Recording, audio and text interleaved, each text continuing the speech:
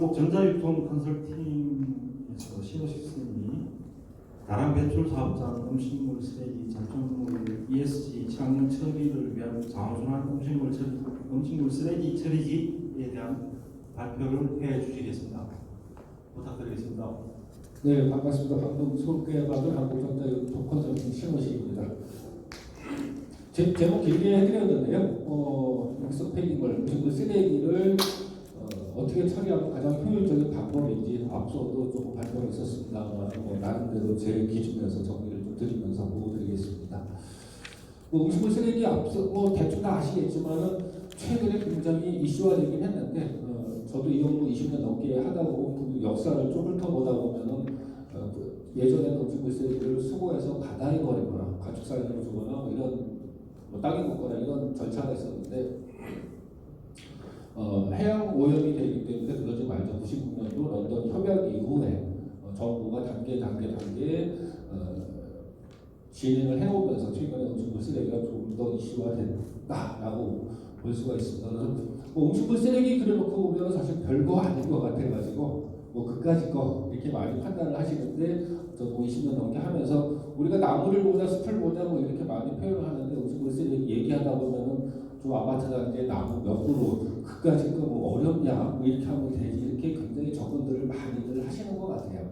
근데 저도 하면 할수록 이게 나무 몇 그루가 아니고 설악산 그리고 최근에는 하면 할수록 아마 좀 정부에서 헤매고 있을 정도로 굉장히 어려운 분야 중에 하나인 것 같습니다. 그래서 키워드로다가 제가 정리를 해드렸는데 저거 하나하나를 갖다가 20분, 30분 논하고 그거의 역학관계를 다 이해를 하면서 음식물 쓰레기에 대한 정책이나 판단이나 이런 부분들이 나와줘야 되는데 합리적인 의사결정에 수많은 정보가 필요한데 이 정보가 효율적으로 없는 상태에서 많은 업무가 진행되다 보니까 그런 아쉬움 때문에 발표 기회를 만들었습니다.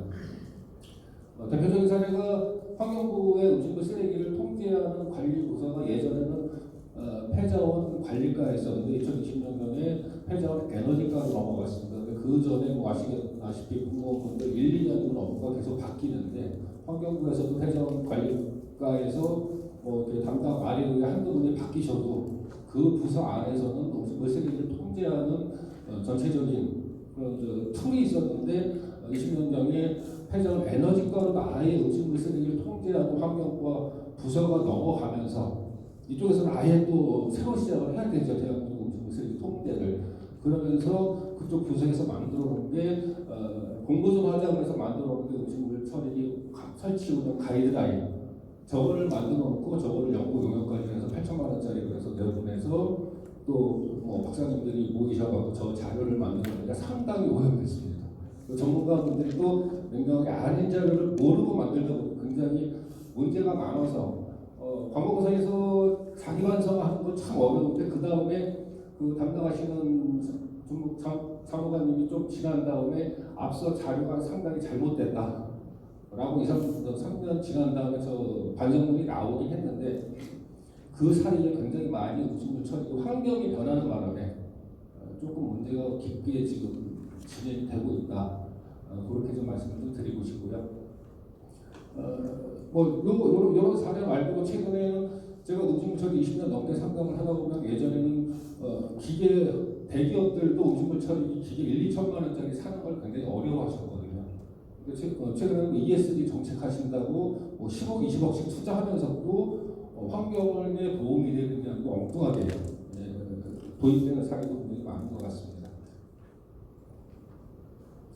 음식물 쓰레기로 인한 탄소 배출서부터 기타 문제점들은 이미 많이 보도되고 있고요. 연간 20조 원 이상, 처리 비용도 8천억 원, 탄소 배출량이 4인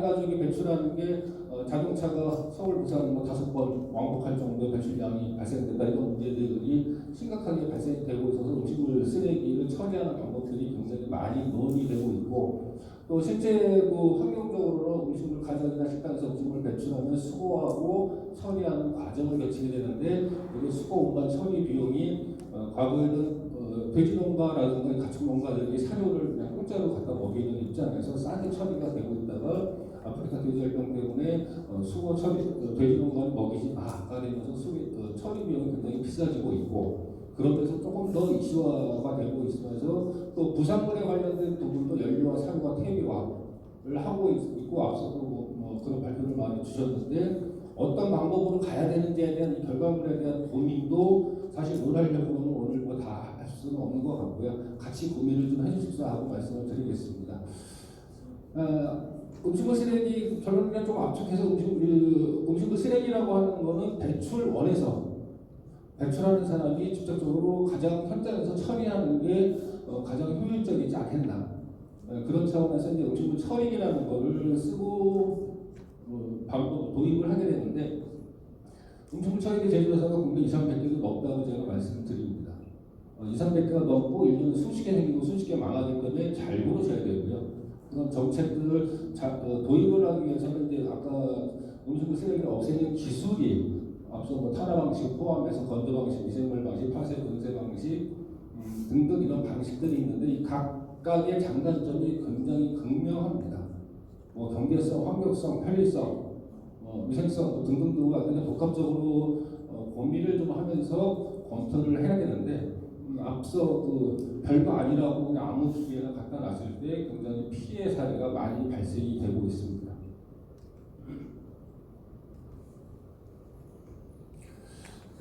뭐 기계 특성도 또 좀 말씀드리려고 오늘 제한된 시간에 좀 제약이 있을 것 같아서 표로만 말씀을 좀 드리고요. 음식물 쓰레기를 갖다가 현장에서 자가 처리하게 되면 사용자라든가 수거업자 그리고 국가의 환경적인 측면에서 좀 평가할 수 있는 항목들이 굉장히 다양하고 좋지 않을까 이렇게 좀 말씀을 드리고요. 하여튼 뭐 음식물 쓰레기를 앞서 폐기물 관리법에서 음식물 쓰레기를 통제 관리 굉장히 많이 하는데 일정 평수, 일정 규모, 일정 시설 이상을 다량배수 사업장이라고 하고 다량배수 사업장은 거꾸로 자가 감당하는 부탁업체한테 맡겨라.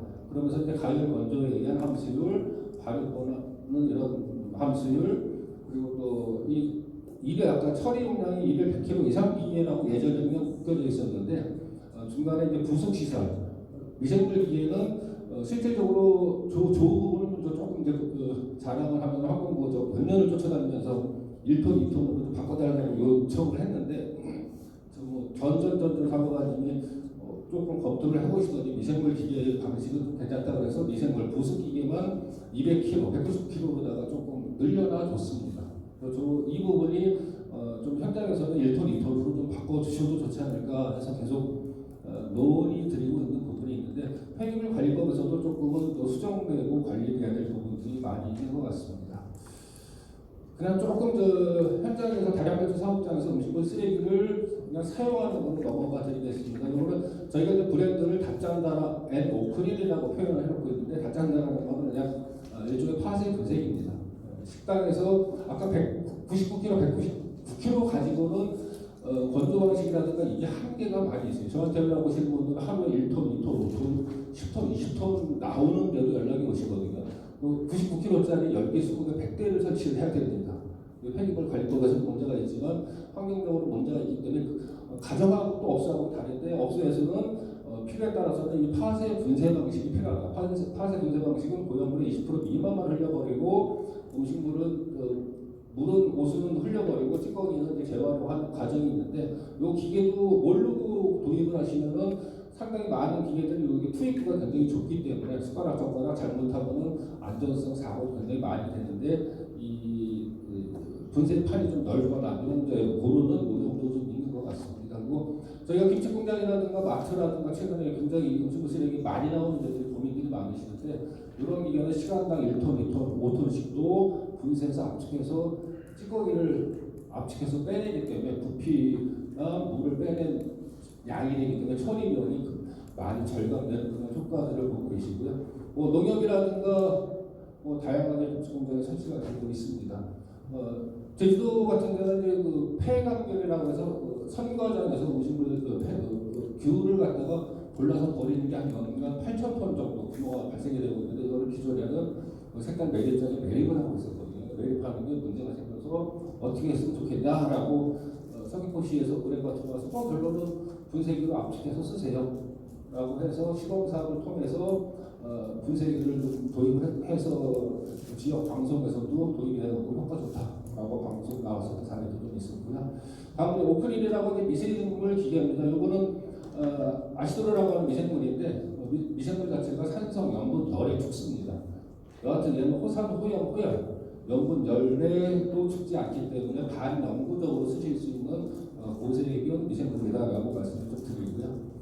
보통 국내 미생물 기계 종류가 많은데 말씀드렸던 산성 알칼리성에서 죽고 염도가 조금만 높으면 대부분이 죽기 때문에 이 범위에서 미생물들이 활동을 합니다. 저희 아시도록 그거는 굉장히 식초 성분 그리고 약간의 된장찌개 국물을 같이 집어넣어도 이 미생물 활동 영역이 높기 때문에 미생물 기계 특성이 조금 좋다라고 말씀드리고 실제로 된장찌개 국물이라는 국물 된장찌개도 같이 집어넣어도 일정 시간 내에 90% 95%가 없어지고 5% 10%는 퇴비 성격서를 받은 퇴비로 만들어주는 그런 친환경 제품이 되겠습니다.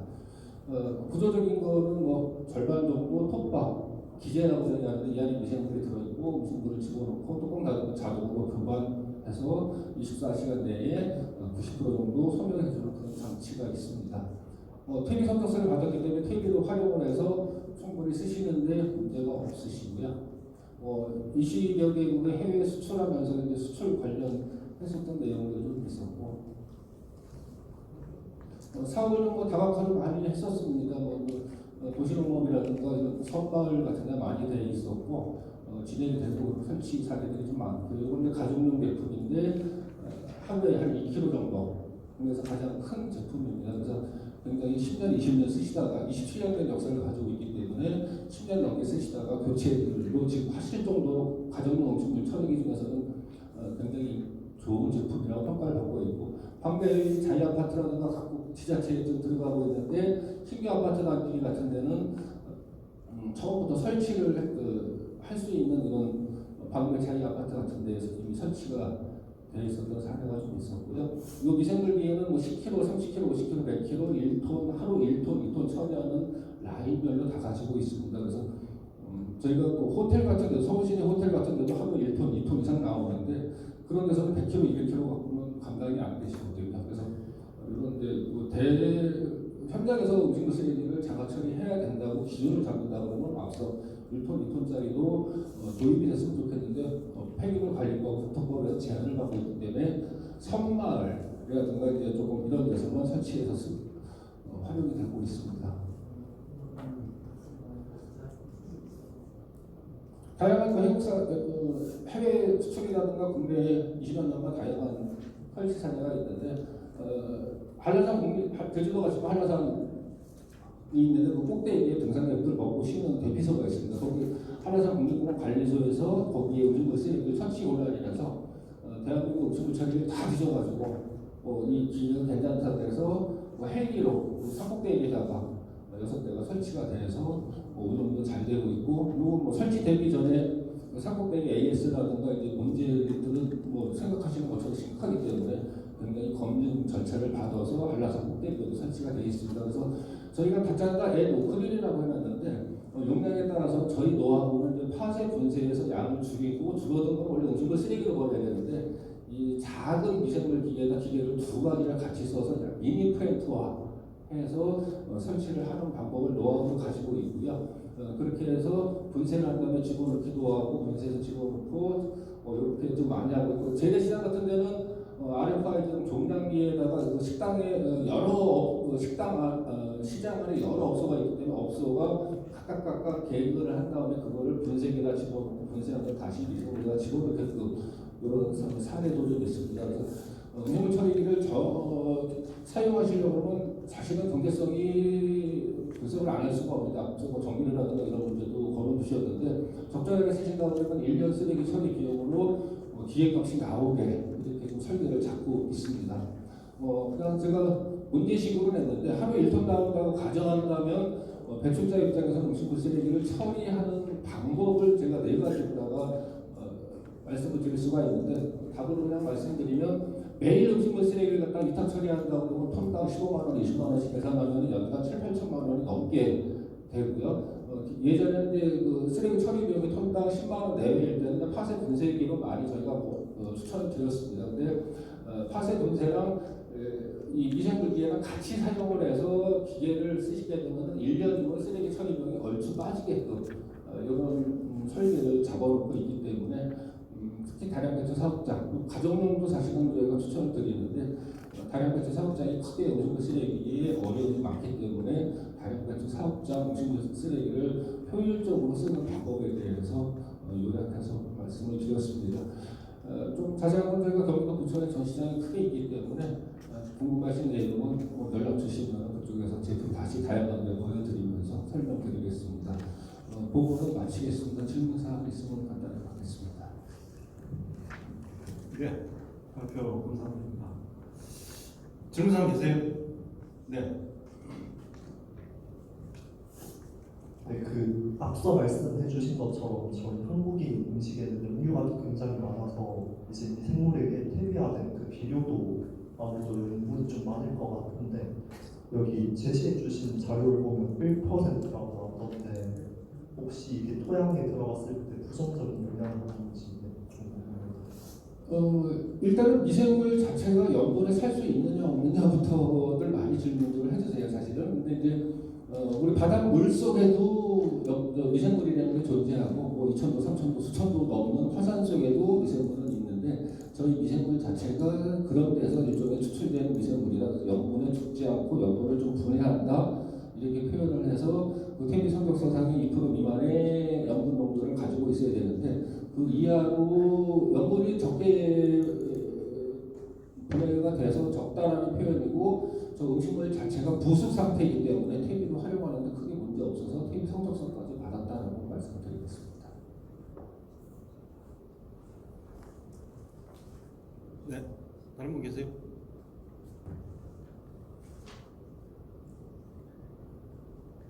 예, 제가 한 가지 여쭤보겠습니다. 네.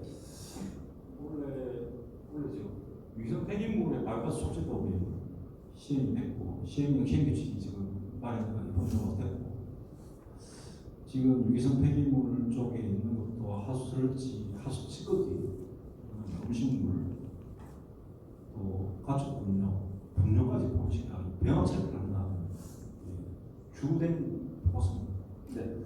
자, 그러면 우리가 일반적으로 얘기했을 때 이게 전체적인 처리 시설에 관한 사항들은 위성 분해 시설로 해가지고 병합 처리를 한다고 지금 환경부 쪽에서는 법도 제정해가면서 만들어놨어요. 그러면 만약에 이게 소량 배출에 관한 사항, 다량 배출도 있지만 100kg 미만이라든가 이 소형적인 가정부터 시작해가지고 다 해야 하는데 앞선 단계에서 저희들이 할 수 있는 처리할 수 있는 기본적인 전처리에 관한 사항들은 우리나라 지금 현재 체계에서가 맞는지 안 맞는지 그 다음에 이걸 만약에 예를 들어서 100kg 미만의 다량 배출 사업장에 음식물 처리기라고 하고 있는 상황이기 때문에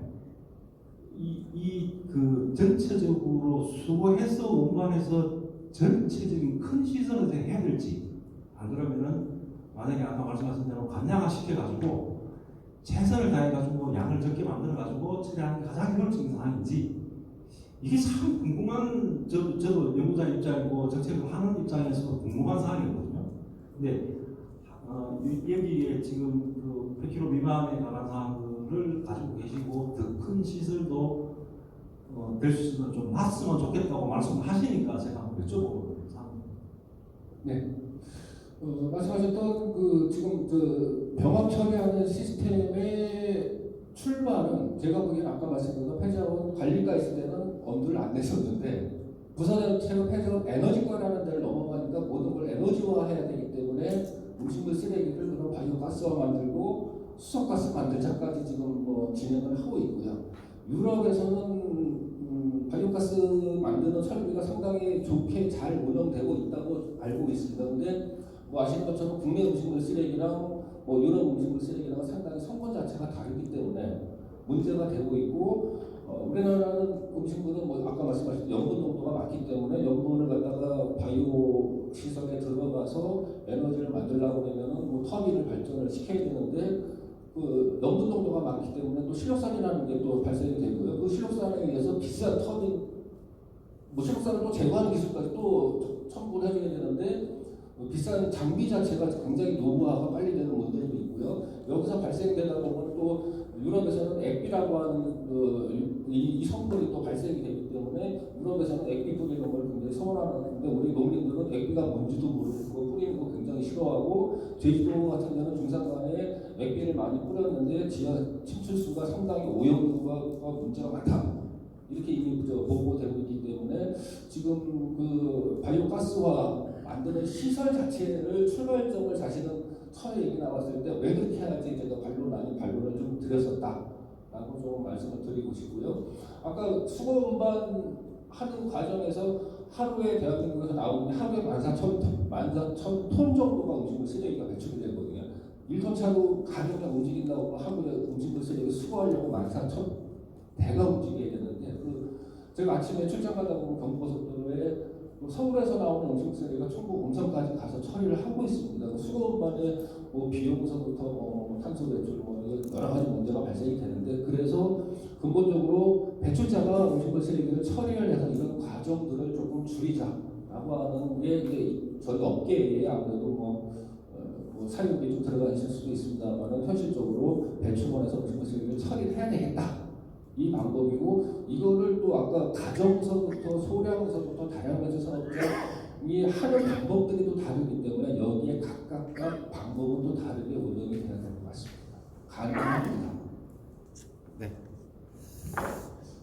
다른 분 계세요? 예, 그럼 발표를 마치겠습니다. 고맙습니다. 네, 고맙습니다.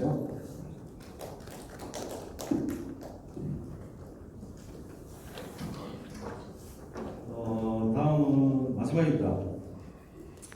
경상국립대학교 전종로 교수님께서 튀김 도서